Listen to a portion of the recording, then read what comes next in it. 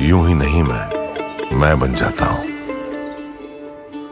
कुदरत के कोने कोने से खूबियां खोज लाता हूं। गुणवत्ता की गहराइयों का गोताखोर हूं मैं। यूं ही नहीं मैं रजनीगंधा बन जाता हूं। आज पूर्व सीएम आतिशी विधानसभा में रूल बुक लेकर आई और विधानसभा अध्यक्ष विजेंद्र गुप्ता से भिड़ गई। लेकिन विजेंद्र गुप्ता ने इस बार आतिशी को कोई मौका नहीं दिया। देखिए वहां पर क्या हुआ है रूल बुक को लेकर, फिर आगे की बात बताता हूं। बुक के अनुसार सदन की परिसर की परिभाषा में नहीं आता। आपने हमें गेट के अंदर आने से रोका, गैर कानूनी तरीके से रोका, गैर संवैधानिक तरीके से रोका और रूल बुक के अनुसार नहीं रोका। कोई ऑर्डर नहीं पास किया। अब आप बैठिए, आपका विषय पूरा हो गया। अब मैं फिर स्पष्ट कर रहा हूं, ये चेयर की रूलिंग है और मैं इसको स्पष्ट कर रहा हूं। बैठ जाइए आप। सदन के जो डी है वो पूरी तरह स्थिति को स्पष्ट करता है। विपक्ष अगर रूलिंग को और रूल बुक को अन्यथा लेगा तो कोई भी सदस्य, पक्ष का या विपक्ष का, वो इसके लिए परिणाम के लिए जो है वो एक प्रकार से वो समझ ले कि इसका परिणाम क्या होने वाला है। आप देखिए, एक तरफ जहां आम आदमी पार्टी के नेता एजेंडा सेट करने में फंसे हुए हैं, दूसरी तरफ दिल्ली में बीजेपी की सरकार बने 12 दिन हुए हैं और ताबड़तोड़ काम हो रहा है। दिल्ली में नई सरकार क्या क्या कर रही है उसके बारे में आपको बताता हूं। दिल्ली के मंत्री ग्राउंड पर है। कोई पानी की किल्लत देख रहा है, कोई सड़कें ठीक करवा रहा है, कोई प्रदूषण से लड़ रहा है। इसी बीच अमित शाह ने भी दिल्ली पुलिस के साथ मीटिंग की है, जिसके बाद तो दिल्ली पुलिस आरोपियों को ठोक रही है। दिल्ली में बीजेपी की सरकार आने के बाद दिल्ली पुलिस ने गियर चेंज कर लिया, तो दूसरी तरफ बीजेपी के विधायक आम आदमी पार्टी के नेताओं पर फायर है। आज विधानसभा में चर्चा के दौरान जब आम आदमी पार्टी के विधायकों ने प्लेकार्ड दिखाने शुरू किए तो बीजेपी विधायक मोहन सिंह बिष्ट ने उन्हें बाहर निकाल देने की बात कह दी। सुनिए वहां पर क्यों मछली बाजार का जिक्र हो गया। इसके बाद बताता हूं कि आम आदमी पार्टी के विधायक गोपाल राय की बोलती कैसे बंद हो गई।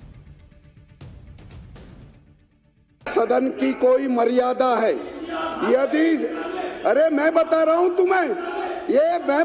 तुम्हें, सुनाओ। ये तो अध्यक्ष जी का तुम्हें धन्यवाद करना चाहिए। जिस दिन मैं चेयर पे बैठा ना, मैं तुम्हें तुरंत बाहर निकालूंगा।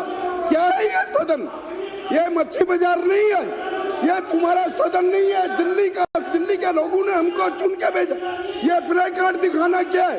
अध्यक्ष महोदय, आप चेतावनी देवे, दोबारा कोई प्ले कार्ड नहीं दिखाना चाहिए।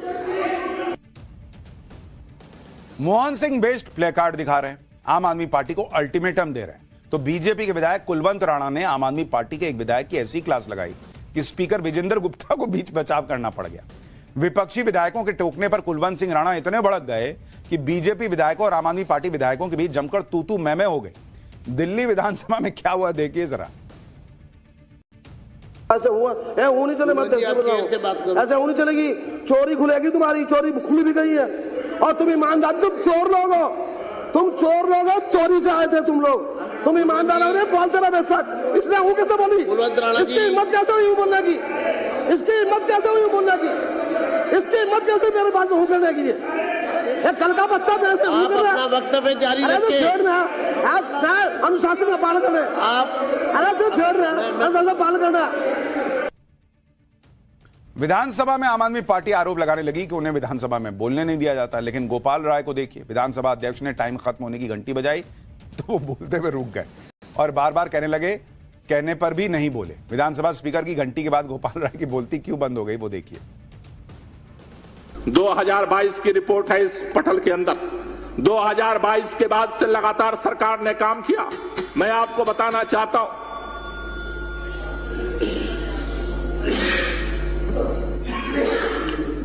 पूरा करिए ना। आपने घंटी बजाई। हाँ, घंटी दे दिया कि समय हो रहा है, उसको समाप्त कीजिए। बंद कर दिया, जैसे आप ठीक बंद कर दिया। बताइए।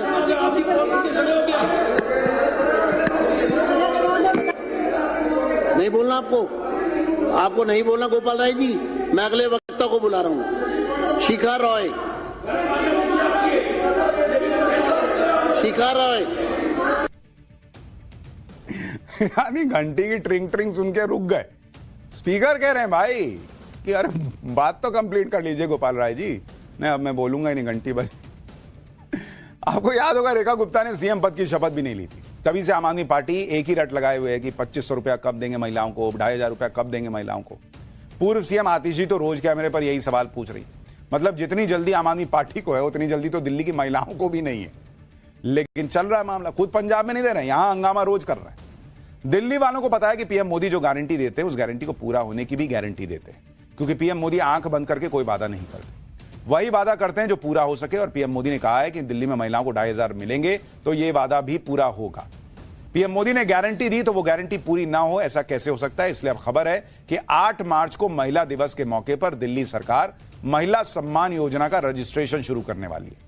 इसके बाद दिल्ली में इस योजना के लिए पात्र महिला लाभार्थियों की सूची तैयार की जाएगी।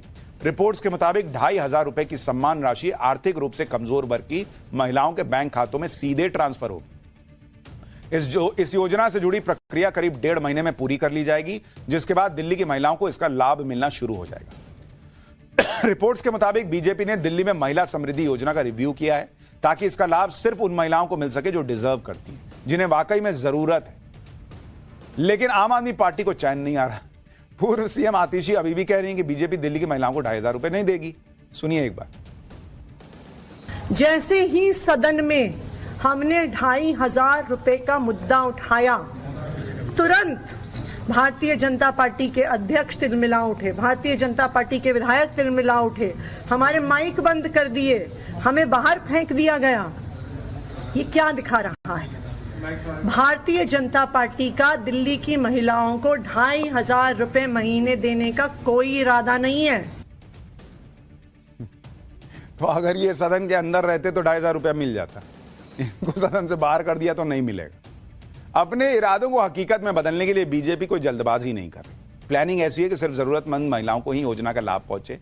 जानकारी के मुताबिक सरकारी नौकरी करने वाली महिलाओं को स्कीम का लाभ नहीं मिलेगा। वो महिलाएं जो इनकम टैक्स का रिटर्न दाखिल करती हैं उन्हें भी हो सकता है इसका लाभ न मिले। जो महिलाएं पेंशन का लाभ ले रही हैं उनको भी स्कीम का लाभ नहीं दिया जाएगा। यानी पीएम मोदी ने दिल्ली की महिलाओं से जो वादा किया था वो पूरा होगा, लेकिन जिन महिलाओं को जरूरत नहीं है, जो महिलाएं आर्थिक रूप से सशक्त हैं, उनको जो है वो पैसे नहीं बांटे जाएंगे। यही मॉडल है प्रधानमंत्री मोदी का। एक तो है कि भाई आप सबको बोल दीजिए, जिसको जरूरत है नहीं है सबके अकाउंट में डालेंगे, लेकिन फिर वो पैसा कहां से आएगा?